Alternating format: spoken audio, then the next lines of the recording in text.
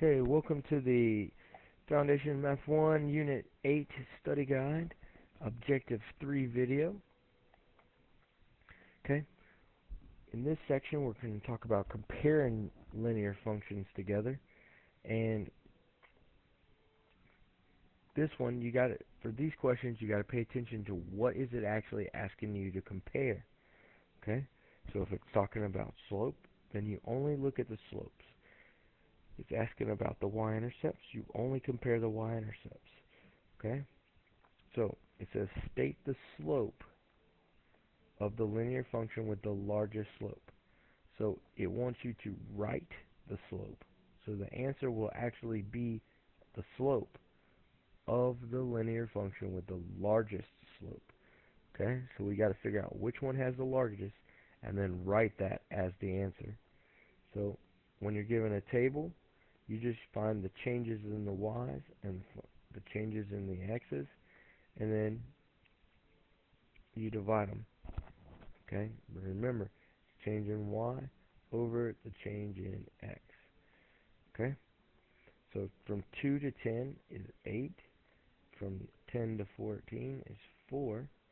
And from 14 to 26 is 12. From 1 to 3 is 2. From 3 to 4 is 1. And from 4 to 7 is 3. And so you'll do 8 over 2, which is 4. 4 over 1, which is also 4. And 12 over 3, which is also 4. Okay? Now remember how before I said look at the table, they can skip around. It doesn't look like there's a pattern, but when you do the rate of change or the slope with the change in y over the change in x, you see that they actually all are the same. So this one has a slope of 4. Okay?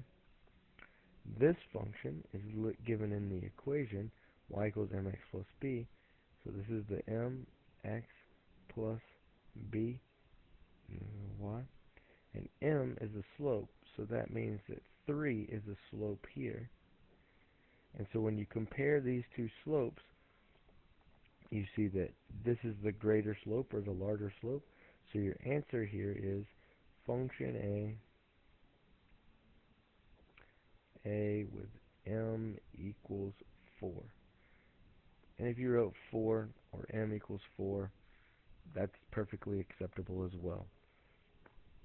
Question number 10 says, what is the difference of the y-intercepts? The difference.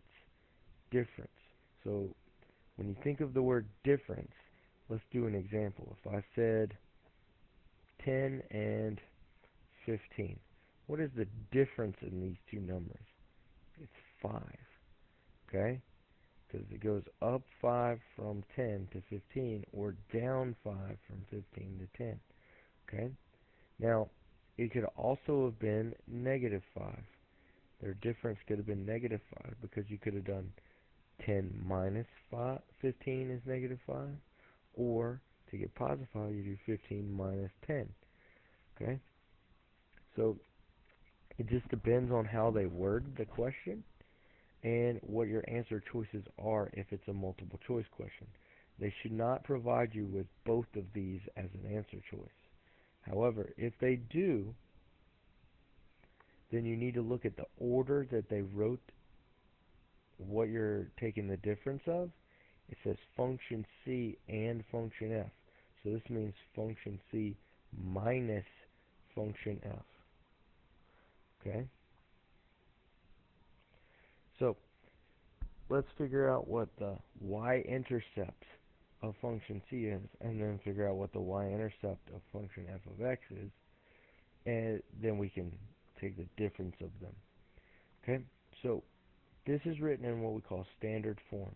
It's not in y equals mx plus b, where it gives us our y-intercept. But y-intercepts are really easy to find in standard form, because the y-intercept happens when x is 0, or when x is not there. So if you take away the x, you're just left with this function, negative 5y equals negative 25. Well, you just solve that by going to divide by negative 5. Okay? That gives us 1y, and the y equals negative 5. Okay? So that's our y-intercept for function c. So this is y-int for function c. Okay? Now we need to figure out our y-intercept for this. Well, if you look at the pattern, it's going plus 5, plus 5, plus 5 each time. Okay? Here it's going plus 7, plus 7, plus 7. Right? The y-intercept happens at 0. So we put a 0 here. How do you get to 0? Well, you go back 5. Well, that was what our pattern was. So if you're going forward 7, so you go back 7 this way. And so we are at 5. Okay? So you say, what is the difference of these? Okay? Well, according to the order that they give us, okay, you go negative 5 minus 5, which is negative 10. But either way, if you wrote negative 10 or from negative 5 to 5 is 10 as well, either one of these is acceptable. This is the more accurate to the way the question was stated, but they're both technically accurate by definition of difference. Okay? Question 11. What is the product of the slopes for the given functions f of x and g of x? Okay? Product means multiply,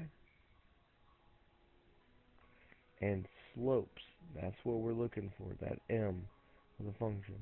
So, if you're given a table, you can figure out the pattern. So that's a 2, and that's a 4, and that's a 4. This is 5. This is 10, and this is 10. Okay? And remember, it's a change in y over the change in x. G of x is kind of like our y. So you have 5 over 2, or 2.5. And then, depends on which way it'd be easier to multiply these. I prefer fractions if you're asking me. Okay? 10 over 4, and then 10 over 4. And they both reduce down to 5 over 2, which is 2.5. 2.5. Okay? So now we look at the other graph and figure out the slope of it. And here's a point that they give us right here, and here's another point that they give us right there.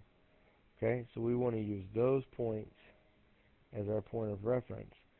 If they provide points, use the points they give, because you can never tell if it actually goes through the center or not. Like right here, it kind of looks like it could go through the center of the grid, but it's slightly off, and that's why that one wouldn't count.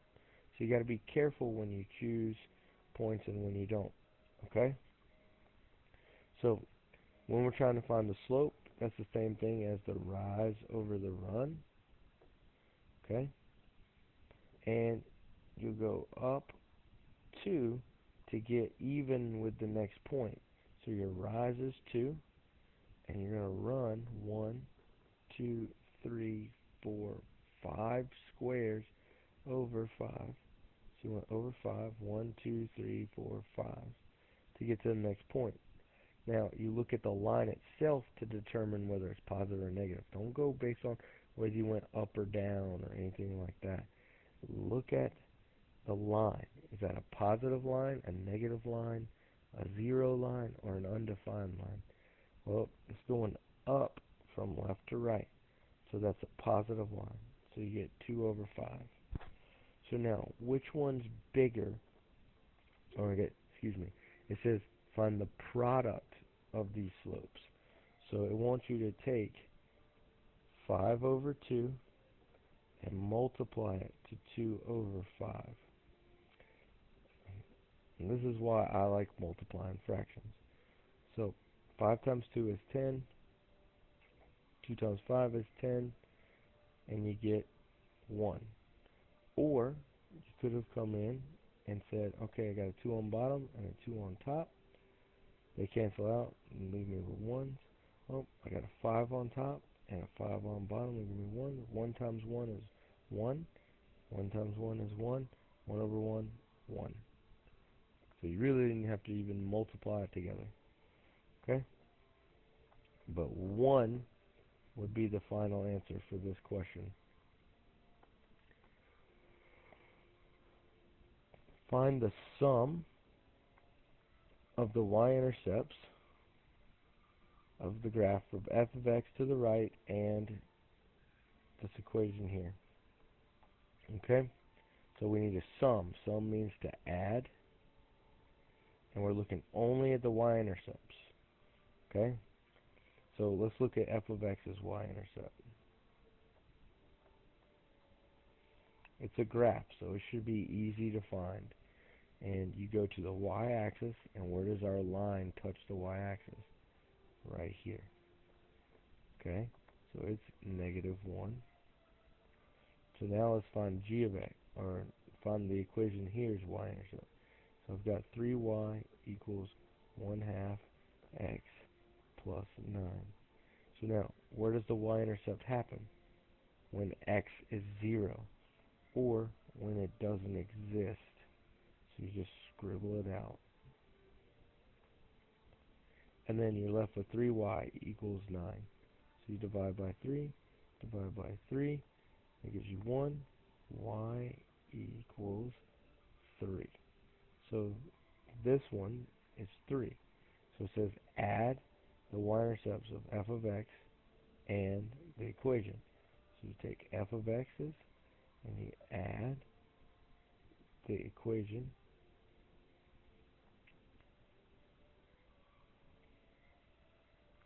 And so you get -1 plus 3, which is 2. So the answer for this particular question is 2.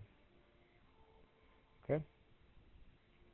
And that concludes the video for Objective 3. Thank you for watching, and move on to Objective 4.